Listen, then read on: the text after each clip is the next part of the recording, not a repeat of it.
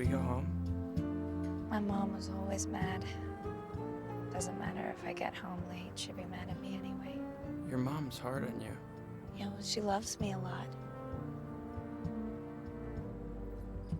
Pick a star for us.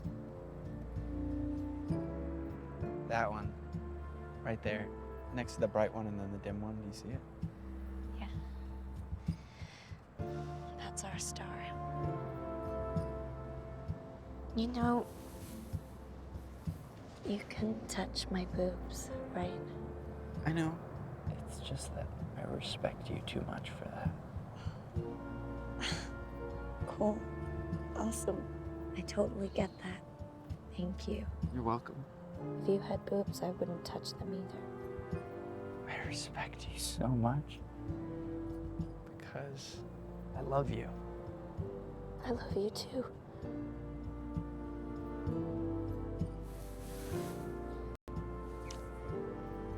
Let's name our star Claude. That's pretentious, don't you think? It's French. What should we name it? Bruce. I love you! I love you.